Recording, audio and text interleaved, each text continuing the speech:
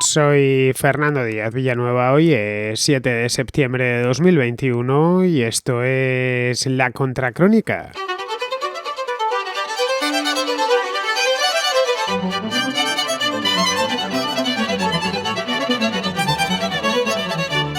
La industria farmacéutica quiere inyectarnos un chip que luego controlará Bill Gates en persona, con solo Dios sabe que había esas intenciones.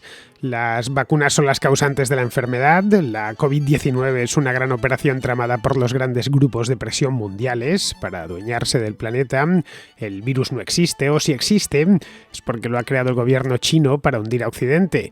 Hay un poder en la sombra que está llevando a cabo un gran reinicio a escala global para someter a toda la humanidad. Estas y otras muchas teorías conspiranoicas se han apoderado de las redes sociales y de la denominada prensa alternativa a lo largo del último año y medio. La velocidad a la que se difunden estas teorías de la conspiración en redes sociales es 3 o 4 veces mayor que la información sobre investigaciones científicas en curso. Esto es lo que creen y lo que han calculado los especialistas. La desinformación, en definitiva, campa a sus anchas por Internet, pero no solo por Internet. Por medios más convencionales como la radio o la televisión, también es común encontrarse con las teorías más disparatadas sobre la pandemia y casi sobre cualquier cosa que imaginemos. Todos en alguna ocasión, o en muchas, hemos escuchado alguna de estas teorías e incluso les hemos prestado ojos y oídos durante un buen rato, porque el relato lo suelen tener bien hilado y bien elaborado, y a fin de cuentas es gente aparentemente que trata de alertarnos sobre un peligro cierto. Los seguidores más entregados de estas teorías tratan de hacer el bien, de defendernos de una amenaza real y refuerzan la narración con información descontextualizada, generalmente escogida de manera selectiva y muy interesada, y la suelen respaldar con argumentos que así de primeras parecen muy razonables. Pero en todos los casos, a poco que uno se sumerja en ellos, se comprueba que carecen de solidez y que las más de las veces tienen malas intenciones. Pretenden difundir mentiras o, peor aún, medias verdades para fomentar la desconfianza y en ocasiones para ganar dinero. Los artífices de estas teorías se valen del miedo y del desconocimiento popular. El primero, el miedo, ha abundado durante la pandemia y sigue abundando todavía hoy, especialmente en la primera fase, eso sí, cuando la COVID se presentó de improviso en todo el mundo y era muy poco lo que sabíamos sobre ella.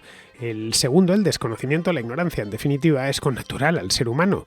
Desconocemos mucho más de lo que conocemos, de lo que sabemos, pero eso nos irrita y queremos llenar rápidamente los espacios en blanco. No siempre es posible, de modo que aparecen por aquí y por allá gurús que aseguran saberlo todo y tener respuestas para casi cualquier cosa. Se valen de lenguaje técnico, en ocasiones científico, y de muchísimo aplomo en sus afirmaciones. Vivimos en la era dorada de las teorías de la conspiración, por lo que si queremos estar bien informados, deberemos extremar la alerta.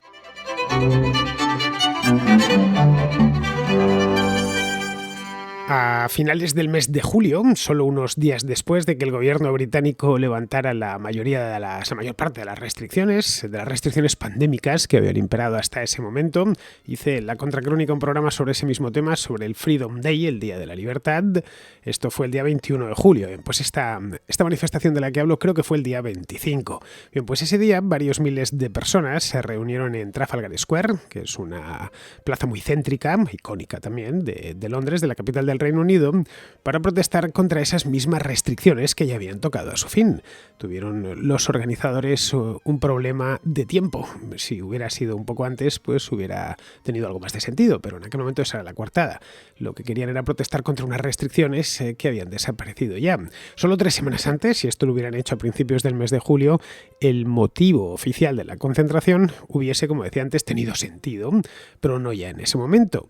Habría que preguntarse, por lo tanto, yo me lo pregunté desde luego, ¿por qué no suspendieron la convocatoria? Si ya Boris Johnson se había encargado de quitar esas restricciones que consideraban tan absurdas y que una parte considerable de la gente de británicos rechazaban, porque ya se habían quitado, porque no la suspendieron.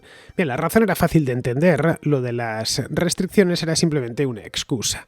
Lo que los organizadores querían era celebrar esencialmente una manifestación en el mismo centro de Londres, un lugar muy visible, que aparte de que pasan por allí miles de personas todos los días, tiene una presencia nacional y global. También lo que suceda en Trafalgar Square pues es como lo que sucede en Times Square en Nueva York, que al final termina por tener eco en todo el mundo. Y querían que, ya de paso, ya que estaban ahí con la excusa de las restricciones, que los mensajes fuesen algo más allá de las simples restricciones que ya habían sido eliminadas en su práctica totalidad. Entre los oradores aquel día había unas cuantas caras conocidas, por lo menos a escala británica y también, por qué no decirlo, a escala mundial. Estaba, por ejemplo, Piers Corbyn, que es un meteorólogo británico muy conocido, un hombre ya de más de 70 años, con ese apellido Corbyn con Y, pues sí, efectivamente, es el hermano de Jeremy Corbyn, que era el antiguo líder del Partido Laborista. Bien, pues Corbyn, aparte de ser conocido y reconocido por sus labores meteorológicas, piensa que la COVID-19 es un engaño, es decir, que es mentira. Aparte de este hombre, de Piers Corbyn, estaba también un viejo conocido de los ambientes conspiranoicos, David Icke, escrito Icke, con CK, un escritor muy famoso, ya digo, en esos ambientes, porque sostiene la curiosa teoría de que las élites mundiales están conformadas por lagartos. Las élites mundiales, según él, pues son la familia real británica, los presidentes de Estados Unidos, etc. Lagartos disfrazados de seres humanos. Claro, luego vemos a Isabel II, no la vemos algo desmejorada porque tiene muchos años, pero no tiene aspecto de lagarto, ni siquiera de lagarta. Así que él dice que están disfrazados, una suerte de reptiles humanoides que controlan el mundo desde hace siglos y que, por supuesto, controlan el mundo actual. Bien, esta es la base de la tesis de David Icke. Seguramente los que os interesen estos temas habréis oído hablar de los reptilianos y también de los Anunnaki. Bien, pues detrás de todos estos delirios, o buena parte de estos delirios, está David Icke y otros como él. También estaba una mujer llamada Gillian McKeith. Esta es una nutricionista de origen escocés, muy popular en el Reino Unido por aparecer en programas de televisión, hablando de lo que sabe, que es de nutrición.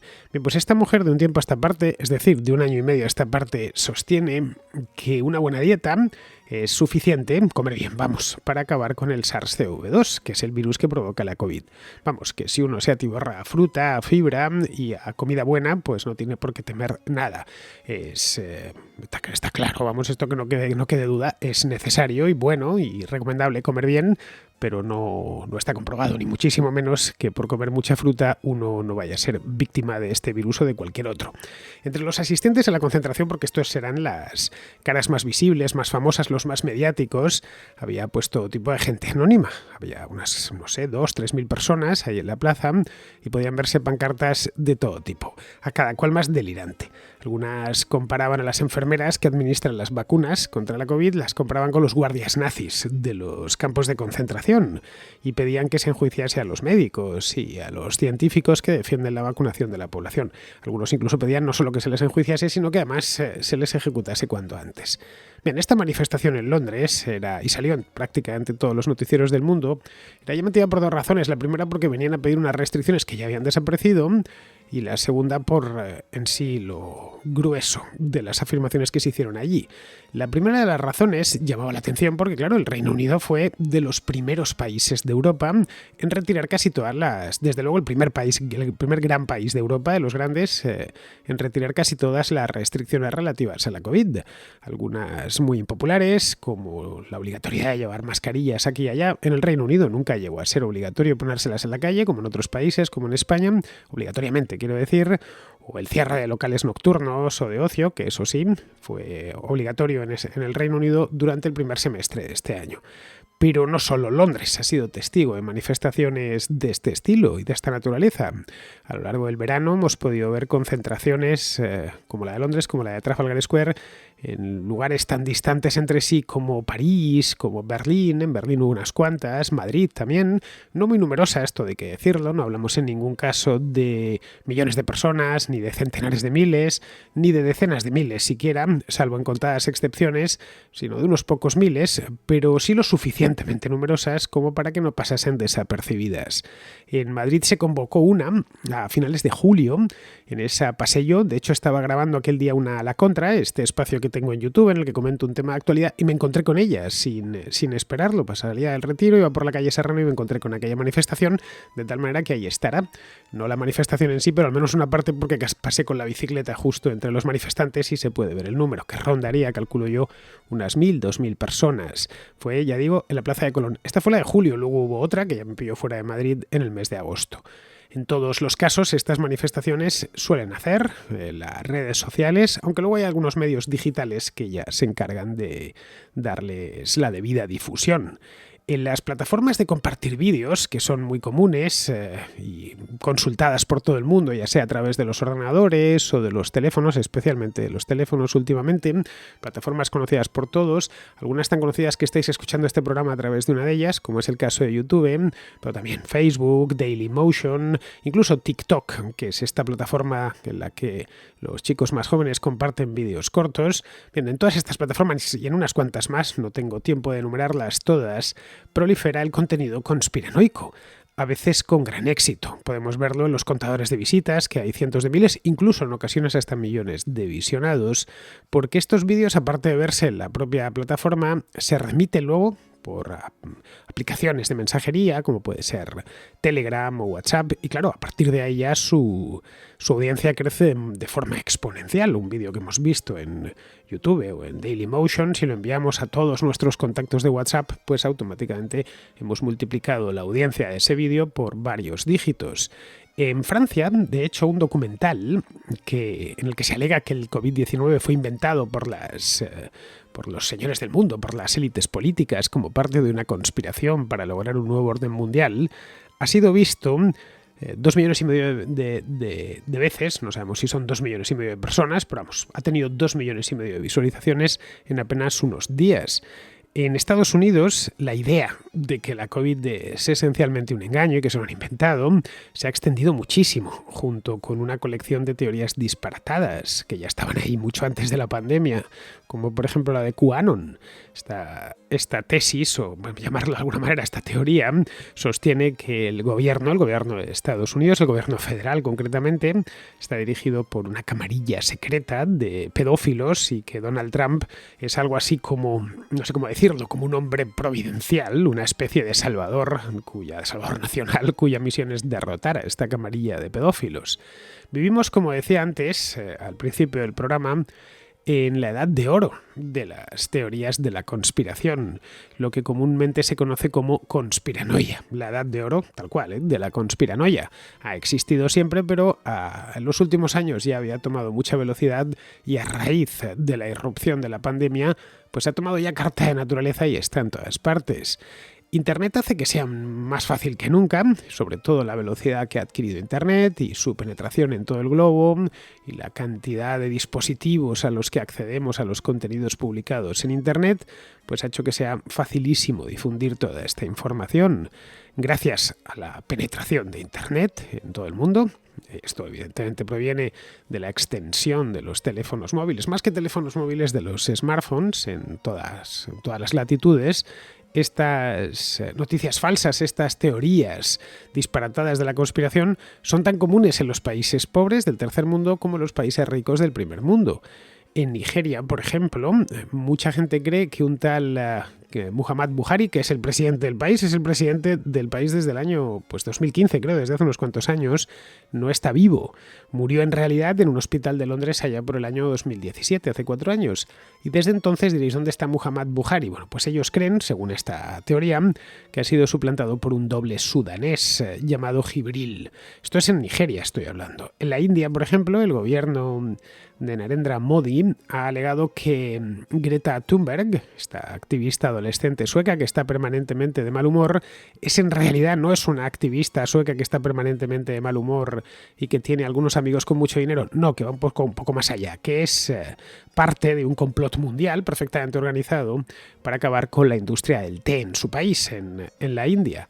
Luego, si nos acercamos más hacia Europa, en Oriente Medio, reina desde hace pues tranquilamente 20 años la especie de que los atentados del 11 de septiembre, cuyo 20 aniversario se va a celebrar ahora, la semana próxima, fueron en realidad una operación de bandera falsa tramada por Israel con una serie de cooperadores necesarios en Estados Unidos para que aquel país, concretamente el gobierno de George Bush, invadiese Irak.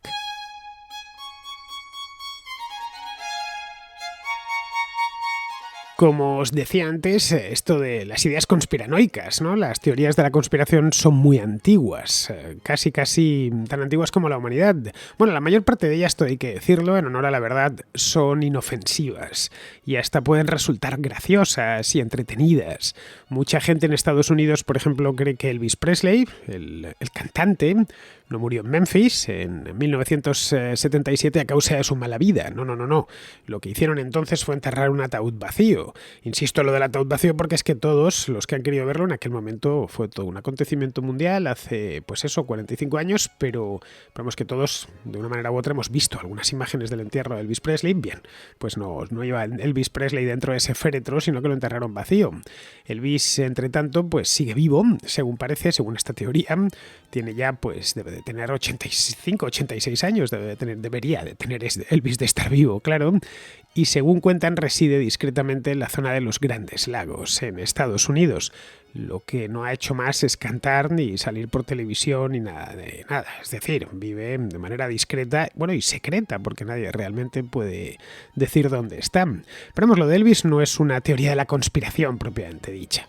Podríamos calificarla de leyenda urbana, sin más trascendencia. Ya digo, una cosa entretenida que nos hace esbozar una sonrisa, no muy diferente, por ejemplo, a la de los hombres de negro, los Men in Black, que se encargan de organizar el tránsito de los extraterrestres que van llegando al planeta Tierra y se encargan de que no digan quiénes son. Vamos, hemos visto todos la película que les hicieron allá por el año 1997. De nuevo estamos no ante una teoría de la conspiración, sino más ante una leyenda urbana sin mucha trascendencia que da hasta pie y material para hacer en el caso de Men in Black no fue una, creo que fueron 3 películas lo que hicieron. O esos que aseguran desde hace ya décadas que Adolf Hitler consiguió escapar de su búnker en Berlín, del Berlín sitiado por los soviéticos en abril de 1945 y se trasladó, nadie sabe muy bien cómo, hasta Argentina, en donde ya en Argentina realizó su vida y se estableció como granjero en la Patagonia. En esto hay distintas versiones, otros dicen que se fue a Brasil, otros que está en Paraguay, en fin. En definitiva, en esta teoría en lo que sí coinciden todos es que se fue para Sudamérica. Lo que ya no aseguran, a diferencia de Elvis, es que Hitler siga vivo, porque claro, nació hace mucho tiempo. De seguir vivo, Hitler hoy tendría más de 130 años, así que pocos son los que creen que siga vivo. En ese caso estaríamos hablando de un verdadero superhombre, capaz más que Matusalén, capaz de vivir 130 años. Pero todo lo anterior, como decía, no son propiamente teorías de la conspiración. Una teoría de la conspiración es otra cosa, es algo mucho más sistemático. Una teoría de la conspiración o conspiranoia es, por utilizar el término más comúnmente empleado, al menos en España, es la creencia en un plan secreto, tiene que ser secreto por supuesto, de un pequeño grupo de personas, generalmente personas muy poderosas o muy ricas, que tienen la intención manifiesta, pero no confesada públicamente, de dañar a la humanidad, o por lo menos a grandes grupos humanos, ciudades, países, etc. Este es el caso, por ejemplo, creo que la más conocida es la de los chemtrails. Habréis oído alguna vez hablar de ello. Son estas estelas de condensación que dejan los aviones a reacción.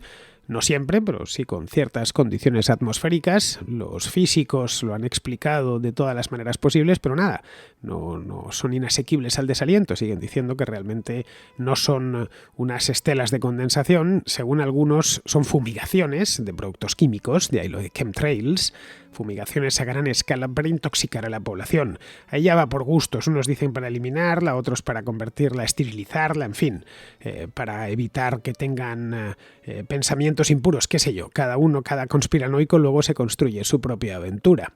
Bien, estas teorías son por lo general, son, aparte de disparatadas, son propaganda política. Propaganda política enmascarada dentro de un relato atractivo y que busca, una, influir políticamente, o dos, ganar dinero, es decir, vender una mercancía completamente averiada y obtener réditos económicos con ello. A veces las dos cosas, sucede bastante a menudo que son las dos cosas.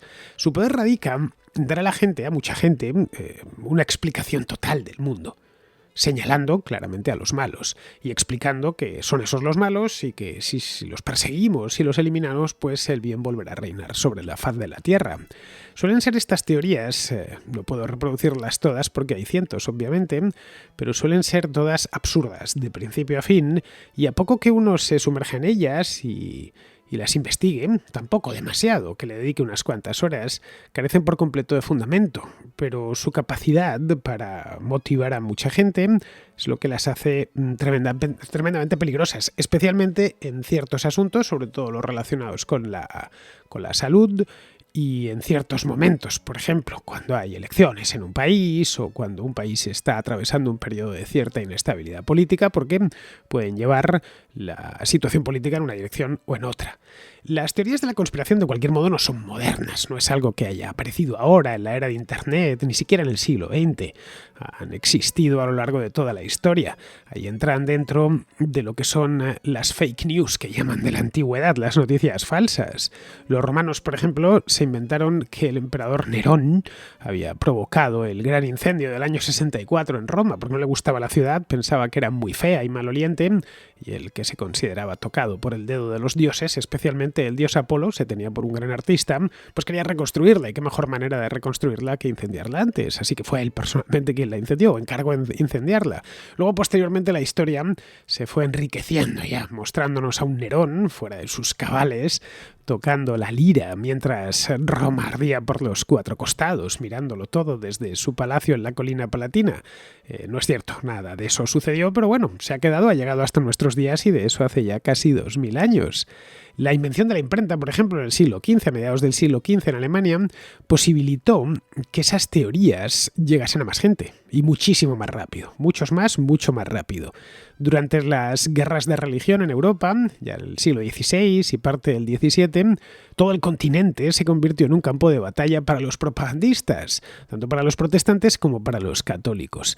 Aquí los protestantes, todo hay que decirlo, demostraron ser más hábiles, elaborando falsas historias sobre los católicos, falsas conspiraciones, hicieron creer a muchos que el Papa era en realidad el anticristo, algo así como un ser reptiliano, como eso que os decía antes de David Icke, y que por lo tanto, claro, si era el anticristo, era su obligación como buenos cristianos acabar con él, o que la Iglesia Católica era una secta pagana que continuaba los cultos paganos naturalmente, de la antigua Babilonia, que se habían mantenido desde entonces. Bueno, fue entonces, en esta época, en la segunda mitad del siglo XVI, cuando se creó la historia del príncipe Don Carlos, el presuntamente asesinado por su padre, por Felipe II de España, a quien los propagandistas protestantes, especialmente los holandeses, calificaban como el demonio del mediodía, y por lo tanto pues todos los españoles eran los demonios del mediodía. Bien, lo de Don Carlos, siglos más tarde, terminó, ya en el siglo XVIII, a finales del XVIII, terminó en un drama de Schiller, y años más tarde, ya en el XIX, en una ópera de Verdi. Pero estas teorías, difundidas a través de la letra impresa, fueron muy populares, tanto que Don Carlos, creo que cualquier persona medianamente culta conoce la historia del príncipe Don Carlos. La conoce a través de Schiller o a través de Verdi, que está basada, la ópera de Verdi, el libreto está basada en la obra de Schiller, pero la conoce. Las brujas o los judíos también se llevaron su parte. Eran de hecho el villano más corriente al que había que derrotar porque envenenaban los pozos de agua y asesinaban a niños cristianos. Era bastante común que se dijese en distintas partes de Europa que los judíos estaban sacrificando en sus tenidas y en las sinagogas sacrificaban niños cristianos y por lo tanto había que perseguirles o les acusaban de envenenar las aguas de un río o las aguas de un pozo. Con las brujas pasaba algo parecido. A principios del siglo XX, para que nos hagamos una idea, que esto no hay que irse a los siglos oscuros de las guerras de religión, ni mucho menos, a principios del siglo XX, hace 100 años, poco más de 100 años, la propaganda zarista difundió los protocolos de los sabios de Sion, en los que se acusaba a los judíos de quererse apoderar del mundo. Bien, esta teoría absurda y sin sentido de los sabios de Sion sigue coleando a día de hoy, para que nos hagamos una idea de la persistencia en el tiempo de estas teorías conspiranoicas. Cabría preguntarse en este punto ¿Por qué la gente se las cree a pesar de que vivimos en un mundo en el que la información es muy abundante y además es de muy fácil acceso y además es fácil y barato, por no decir gratis, contrastar una historia? Bien, sucede que ocasionalmente sí existen atentados de bandera falsa, por ejemplo, como el que justificó la invasión de Polonia en 1939 por parte de los alemanes, que un día antes atacaron con soldados alemanes vestidos de polacos, atacaron una estación de radio en el lado alemán de la frontera. Eso evidentemente refuerza a los crédulos. Si ya se hizo una vez, y además dio lugar a una guerra mundial, porque no va a suceder normalmente. Luego, no hay nada profundo, por ejemplo, nada parecido a un estado profundo, tipo este del que hablan los de QAnon, integrado por pedófilos, pero claro, luego casos como el de Jeffrey Epstein, que es este millonario estadounidense, bien conectado, conectadísimo en las altas esferas, tanto económicas como políticas, que se suicidó hace un par de años en prisión acusado de pedofilia. Pues claro, gente como Epstein llevan a muchos a pensar que la excepción es la norma. Que hay muchos más Jeffrey Epstein sueltos por ahí y que a los gobiernos se valen continuamente de la bandera falsa como técnica para intervenir aquí o allá. Otras teorías de la conspiración se alimentan de los temores de la gente sencilla, que quiere una respuesta rápida a las muchas preguntas que plantea el mundo. A partir de cierto punto pueden empezar a hacer caja y ya solo se trata de mantener el ritmo de publicaciones y de mentiras introduciendo nuevas revelaciones en el relato. El atractivo de las teorías de la conspiración tiene sus raíces profundas en la psicología humana. Los seres humanos tendemos a dejarnos llevar por el sesgo de confirmación. Prestamos oídos a lo que nos da la razón, desestimando todo lo que se opone a nuestras convicciones. Aparte de eso, solemos sobreestimar nuestra capacidad para entender el funcionamiento de sistemas complejos. El resultado, pues es que buscamos continuamente cámaras de eco. Las redes sociales son perfectas para ese cometido. Solo seguimos a quienes piensan como nosotros y al que nos interpela o le insultamos o le bloqueamos. Ese es el pan nuestro de cada día en plataformas como Twitter. Es por ello necesario, pero 100% necesario, luchar denodadamente contra esa tendencia natural. Hay que buscar activamente la información que contradiga nuestras convicciones, incluso las más íntimas, y someterla a escrutinio. Hay que seguir y escuchar a los que piensan distinto, que por lo general pues no son malas personas, ni malvados, ni quieren acabar con la humanidad. Simplemente son gente que tiene opiniones diferentes a las nuestras, a veces incluso bien fundamentadas y otras veces basadas en simples creencias, a veces incluso en traumas personales. Eso nos puede proteger a título individual, eso está claro. Es la técnica que yo utilizo para que no me la cuelen. Pero, ¿cómo se puede luchar de forma más colectiva contra la desinformación?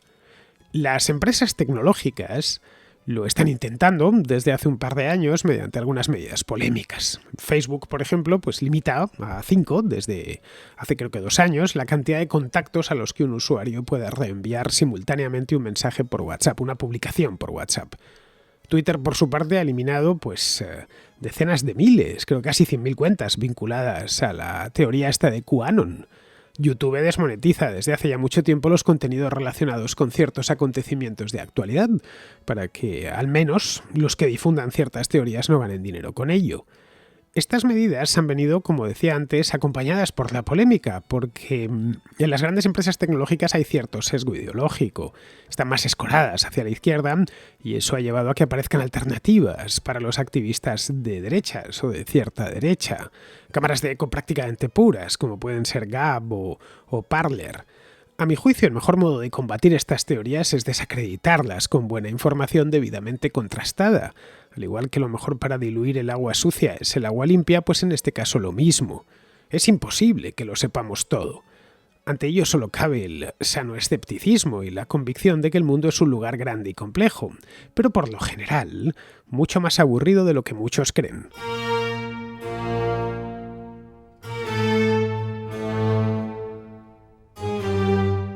Vamos con la contrarréplica. Empezamos con Óscar de Zaragoza, que nos habla de la vacunación a los niños menores de 12 años. En primer lugar, en relación con lo de la contra de Andrea, vaya por delante que yo no soy negacionista, creo que las vacunas son útiles, de hecho yo estoy vacunado, toda mi familia lo está, yo he recomendado activamente la vacunación a mayores de 40 años. Lo que sí que quería matizar es el tema de la recomendación en la vacuna para los niños o para los menores de 12 años. Ahí Bueno, tengo que decir que mi hija está vacunada con primera dosis y ha cumplido 11. Bueno, va para 12. Y ahí me surgen varias dudas. Primero, porque los estudios actualmente están en marcha todavía no arrojan resultados. Segundo, como bien incide Andrea, las vacunas, digamos, su potencialidad o su mayor beneficio no está en la prevención del contagio, sino que está en prevenir casos graves de COVID y muerte por COVID. Se sabe que los niños en general tienen un COVID leve o tendente a prácticamente mayoritariamente ser asintomáticos. De manera que vamos a vacunar de manera mayoritaria a todas las poblaciones de niños que sabemos que van a seguir contagiando y van a seguir siendo contagiosos para prevenir algo que no se da entre los niños, que sería mayoritariamente el COVID grave. No es que no se dé, pero son en casos excepcionales. Me parece que generalizar el uso de la vacuna, estas vacunas que tenemos en estos momentos que no son esterilizantes y que no acaban con la replicación del COVID y que no eliminan la probabilidad de contagio, desde el punto de vista por lo menos desde mi perspectiva racional, no tiene sentido. Otra cosa sería si dispusiéramos de vacunas que son capaces de evitar la propagación del virus, que en teoría, y no es por hacer proselitismo, pero parece que algunas de las vacunas que se están desarrollando en España sí que parece que pueden ser esterilizantes. Desde mi punto de vista, lo más práctico sería esperar a este tipo de vacunas para que sí que en ese caso los críos puedan dejar de propagar o de contagiar la enfermedad. Parece bastante razonable lo que comentas, Oscar, de modo que lo que he hecho es pasarle tu nota de voz a Andrea para que te dé una respuesta. Y por supuesto, me la ha reenviado a la vuelta pues en cuestión de minutos. Aquí la tienes. Una gran pregunta y qué bien fundamentada. En efecto, como comentas, la principal utilidad de las vacunas está siendo reducir drásticamente los casos graves, hospitalizaciones y especialmente fallecimientos. No en vano, según estudios en diversos países, las cifras de hospitalizados vacunados rondan del 3 al 5% del total de hospitalizados. Sin embargo, la segunda manera en que las vacunas son útiles es, de hecho, reduciendo la transmisión del virus. Si bien, como comentábamos ayer, las vacunas no son un muro, es decir, un vacunado aún puede infectarse, la probabilidad de que tal extremo ocurra es significativamente menor. Y esto puede verse fácilmente mirando a los casos del COVID en total, no de hoy o de ayer. Si bien este efecto puede no ser tan evidente ahora mismo, lo será más según la vacunación siga avanzando. Es decir, las vacunas reducen el número total de casos, reduciendo la transmisión, no de 100 a 0, pero sí porcentualmente, y reduciendo también casi al mínimo los casos graves de hospitalizaciones y fallecimientos. Esto aplica también a los niños.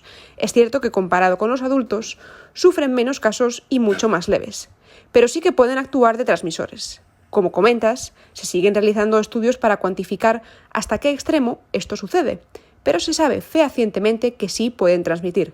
Luego, reducir esa posibilidad siempre será de ayuda. Bien, continuamos con Vicente de Chile. Espero, Óscar, que hayas quedado más que respondido por Andrea. A mí la verdad es que me ha sido útil lo que me ha contado. Vamos a continuar con Vicente, que es de Chile y que a raíz del tema de este fin de semana sobre Soros y el Club Bilderberg, que hablamos aquí el domingo, nos cuenta lo siguiente sobre la ONU. ¿Qué tal, estimado Fernando? Mira, quiero referirme a un tema recurrente ya y que probablemente ya te tiene un poco aburrido. Aún así, voy a abusar de tu paciencia para aportar un punto de vista acerca del famoso tema Soros Club de Bilderberg. Al respecto, quiero partir diciendo y puntualizando muy claramente que al igual que tú, soy escéptico de las conspiraciones que hayan sido fraguadas por siniestros individuos reunidos en las penumbras alrededor de ritos y sacrificios humanos para dominar el mundo. Algo así como Pinky Cerebro, no sé si tuviste la oportunidad de ver esa. Bueno. Sin embargo, creo que sí hay un problema de alcance mundial cuyo origen radica en una clase de personas que tiene más o menos la misma naturaleza que lo ha tenido siempre, en todo tiempo y lugar. Esto es la clase política. Una clase política muy especial que actúa bajo el cobijo de la Organización de Naciones Unidas. Esta es una entidad supraestatal que originalmente fue creada, como tú debes saber, no te lo voy a enseñar yo, ya lo sabes, ¿no es cierto?, luego de la Segunda Guerra Mundial, para evitar las terribles confrontaciones bélicas que tantas pérdidas humanas y materiales había causado. ¿Bien? Era una finalidad bastante limitada a eso, fundamentalmente. Y bueno, y los principios generales de los derechos humanos ya conocidos. Pero lo que ocurre, como toda organización política compuesta por políticos, ¿ya? Y los políticos de las Naciones Unidas no son unos ángeles distintos de los políticos a nivel local, la tendencia al crecimiento en tamaño y extensión de funciones y atribuciones está en su propio ADN, están marcados en su genoma, como en cualquier aparato burocrático en el que ellos habitan. Es así ya como se han ido creando los más diversos organismos, todos inspirados por unas buenas y nobles causas, por supuesto, como todo lo que se inspiran los políticos. Hasta para detener el cambio climático tenemos una organización dentro de las Naciones Unidas. Imagínate de lo que estamos hablando. Hablamos de control de la población. Yo no estoy diciendo si esté bien o no o mal. Está ya incluyendo el control de la población, totalmente distinto a lo que era su origen, y otro montón de planes, proyectos y resoluciones para promover lo que ellos ahora han venido a llamar, digamos, crecimiento sostenible, así lo llaman ahora, como todo, como dices tú, todo en politiquez. Todo esto es concebido por una nueva clase política que además, que es lo que la diferencia de las otras, no está sujeta a opinión pública de ningún lugar en particular y cuyas resoluciones muchas veces están por sobre los parlamentos o congresos e incluso prevalecen por sobre las constituciones. En resumen, si lo miramos bien, ese es el mundo ideal de todo político, donde su único límite es su propia imaginación, ¿ya? Y cuando hablamos de la imaginación de un político, ya sabemos de lo que estamos hablando. Lo demás viene por sí solo, no es muy distinto a lo que ocurre a niveles locales, como convertirse en un elemento magnético, ya este gran Estado, para algunos poderes económicos de pocos principios, que intentan influir en su propio beneficio, nada más, como regulaciones especiales, barreras de entrada, en fin, nada muy distinto de lo que ocurre a menor escala en los gobiernos locales. Aquí no hay nada nuevo, porque no son personas distintas, ¿ya? No es necesario que los súper ricos se coordinen entre sí, ni siquiera tienen que conocerse. Sus objetivos pueden ser incluso diversos y hasta opuestos. Por ejemplo, te pongo el caso de Hispanoamérica, que es solamente uno de tantos ejemplos, el negocio de las renovables. Este es un lujo de países ricos, que sin los favores gubernamentales y los beneficios gubernamentales serían totalmente inviables. Esto es solo por dar un ejemplo entre otros muchos. Que quede claro, y esto quiero recalcar este asunto, no es una teoría de conspiración, sino la constatación de un derrotero que están tomando las cosas, cuyo impulso no proviene de un plan predeterminado, sino solamente de la coordinación espontánea, casual o no, de personas con distintos intereses políticos, intereses económicos de todo tipo. No tengo tampoco ni idea si esto terminará en un gobierno mundial, cosa que veo muy difícil por las mismas razones por las cuales tú dices, digamos, es casi imposible que eso ocurra, o si será solo una tendencia pasajera que se vaya diluyendo en el tiempo. Pero lo cierto es que lo que te comento me parece que es la situación al día de hoy, tratando de no caer en la arrogancia de predecir el futuro. Gracias, Fernando, por tu atención. Que tengas muy buen día. Un saludo.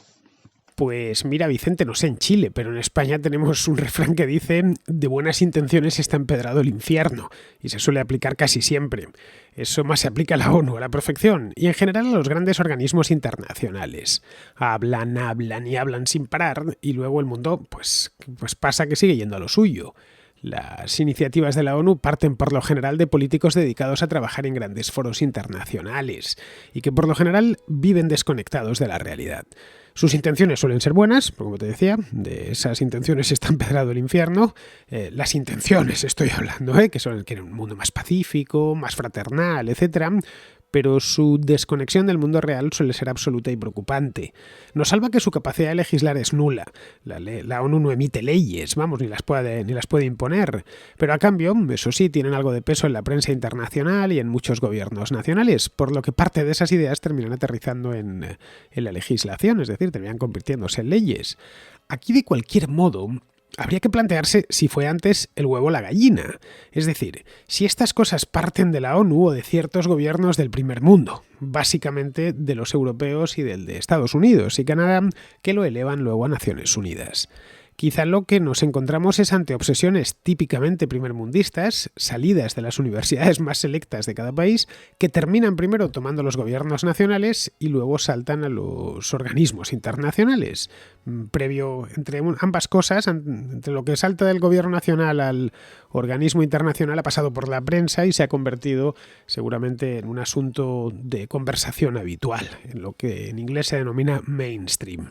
Bien, sea como fuere, el hecho es que hay resistencias por parte no solo de la población, sino también de muchos gobiernos nacionales y locales. Es un tira y afloja no muy distinto si lo ponemos en perspectiva histórica al que había en la Europa medieval y en la Europa moderna también entre el papado y las monarquías, o entre el Sacro Imperio y los señoríos que lo conformaban. Esa tensión ha existido siempre, donde aparecen poderes superiores que tienen que convivir con otros poderes inferiores. La ONU hoy es, en cierto modo, el papado medieval. Sus integrantes se sienten investidos de una legitimidad moral superior. Bien, así seguirá siendo mientras la ONU exista. Habría, por lo tanto, que plantearse si debe existir y, si convenimos en que sí, fijar previamente y de una manera muy clara cuál es su papel en el mundo. Bien, seguimos con Israel de Vigo, que nos habla de Ryanair. Y me gustaría hacer un comentario sobre una opinión vertida hace unos días sobre la compañía Ryanair, en la que se describía su viajar en uno de sus aviones como una experiencia humillante.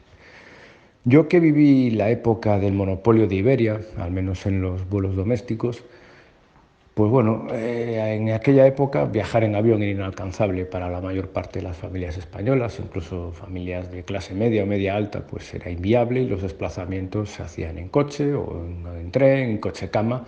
De hecho, en ocasiones tenía carácter disuasorio la paliza del viaje para que muchas personas se desplazaran. Había que pagar, ya digo, unos precios muy altos para una compañía pública en la cual los pilotos vivían como marajás, había absentismo laboral y bueno, una importante nómina de zánganos, ya digo, propia de la empresa pública. Entonces, bueno, pues viajar en Ryanair es para quien lo quiera. Si uno entiende que el servicio es un chiste y que no le compensa, pues ya sabe lo que tiene que hacer, o acudir a otra compañía, o viajar a otro destino, o quedarse en casa. Pero es que en caso de Iberia, tenías que viajar con Iberia, no te quedaba otra. E incluso aunque no te montaras nunca en un avión, tenías vía impuestos que pagar el déficit de la empresa, ir poco a poco pues, sangrando a los contribuyentes. Y ya digo, para mí esa experiencia sí que era humillante. Lo de Ryanair no tanto. Pues Israel, así es. Antes de la irrupción de aerolíneas como Ryanair o EasyJet, volar en Europa era realmente caro. Fueron estas empresas las que abrieron los cielos a todo el mundo y obligaron a las aerolíneas de bandera, como Iberia o British Airways o Lufthansa o Air France, a moderar sus precios. O Iberia, de hecho, desde hace ya unos años tiene su propia compañía de bajo coste llamada Iberia Express, que es muy parecida a Ryanair. Sus billetes son baratos, hay que pagar por todo, desde las maletas extra hasta la selección de asiento, y los aviones están aprovechados al milímetro para meter a muchos pasajeros en ellos, de tal manera que si tienes las piernas largas, pues te las vas dando con el asiento de enfrente. Yo suelo volar en Iberia Express con cierta frecuencia porque desde Madrid programa vuelos a un montón de destinos, tanto en España como en el resto de Europa. Lo prefiero, eso sí, a Ryanair porque opera en la Terminal 4 de Barajas, que es mejor que las otras 3, y porque tiene muchas frecuencias. Y además los de Iberia Express evitan las rifas a bordo, los rasca y gana, las loterías y demás, lo cual se agradece mucho. De cualquier modo, a mí me gusta viajar en tren, y ahí nos sigue tocando hacerlo con Renfe, con la excepción de la línea Zaragoza y Barcelona, donde desde hace 2 o 3 meses opera una compañía privada llamada WeGo. los precios han bajado en el acto. El año que viene entrará otra más, creo que se llama Ilsa, y eso, pues la verdad, no puede ser más que una buena noticia.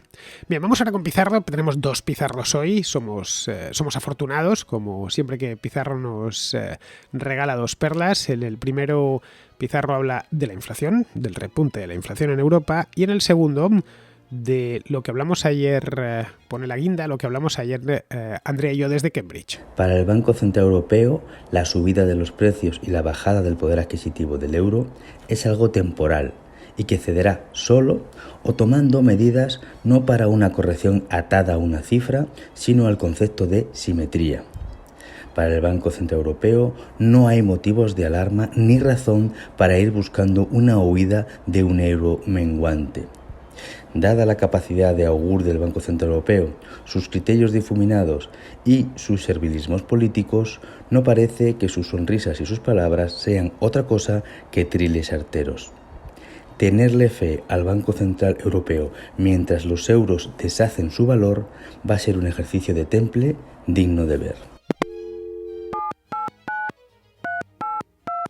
Según ha ido avanzando la vacunación poblacional, ha ido cediendo la histeria, la alarma y la preocupación, hasta un punto en el que no está claro cuánto y hasta cuándo informar, cuánto y hasta cuándo restringir. El éxito de las farmacéuticas, pese a los gobiernos, se trata de trucar en triunfo gubernamental que precisa de más tiempo de amplios poderes para culminarse. La satisfacción de ver contenida una pandemia en tiempo récord está ensombrecida por una adjudicación de medallas sencillamente injusta. Mil gracias, Andrea, y un cordial saludo de Pizarro. Y hasta aquí, queridos amigos, llega la contra de hoy, 7 de septiembre. Mañana será 8 y, por supuesto, habrá contra. Así que aquí os espero, amigos. Hasta mañana.